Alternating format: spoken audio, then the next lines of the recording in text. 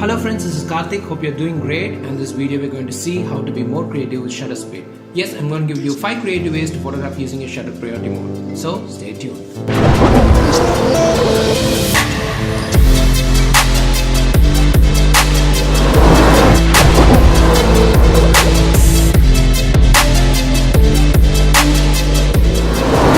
Shutter speed is one of the key factors which affects the exposure of the image, and I have explained that in one of my photography video, for which you can find the link in the description below or in the cards above.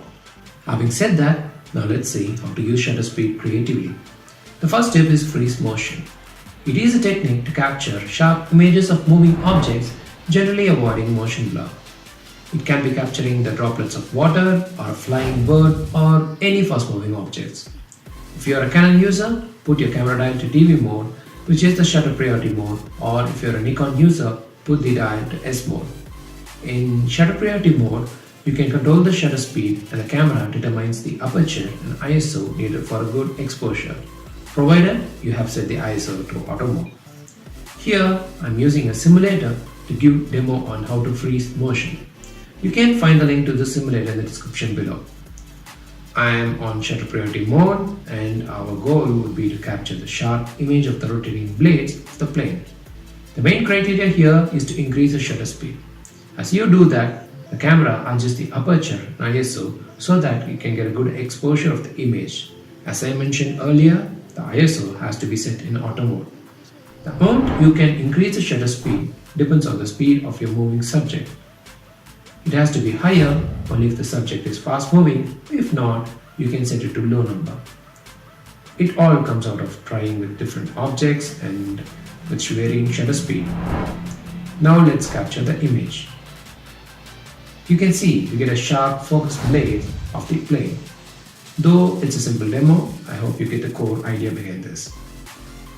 Downside of high shutter speed is that you must have a good lighting condition. Otherwise, camera automatically picks up more ISO, resulting in an image with high noise. You can use these guidelines as a base for determining the shutter speed.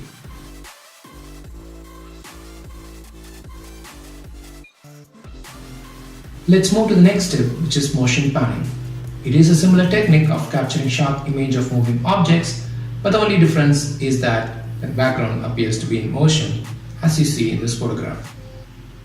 In order to do this, put your camera in shutter priority mode and you can set the shutter speed anywhere between 1/30th of a second to 1/60th of a second, depending on your lighting condition and pace of your moving object. Then set your shooting mode to continuous mode or burst mode. Set your focus to auto, which is A servo in case of Canon. Put the ISO to auto mode. Now you must focus the subject and move the camera along the moving subject smoothly, avoiding camera shakes. You must hold the camera steadily in your hand, or you can use a tripod and move the camera smoothly using it. Remember to move along the subject even if you have captured the image, and do not stop the flow in between. Another way is to first focus the subject and then change your focus in your lens to manual and then move along the moving subject. But you must make sure that the distance between the camera and the subject stays the same as you manually lock the focus. The next step that we're going to see is light painting. It's a technique to capture a long exposure photograph using a moving light source as a subject. May sound confusing, but it's really easy, and it will result in a cool laser effects. The basic items that are needed for this are a camera with shutter priority mode enabled, a stable surface to place the camera, or a tripod. This is needed because we have to avoid the camera shake. Here I'm going to demo using my mobile flashlight. It's better to use a remote shutter trigger or a custom timer to shoot this to avoid shakes when you fire the shutter button. I've kept the shutter speed to 5 seconds and that's the minimum I would suggest, and you can go beyond that as you need, but not lower than 5 seconds. Now you can see that it has created a cool laser effect by tracking the motion of a mobile flashlight. I know this is a poor example, but hope you get the idea behind it, and you can be more creative by using multiple light sources and using different motion paths. Here are a few examples which are photographed using light painting, and now you can see that we have a lot of ways to explore this and to be more creative, isn't it?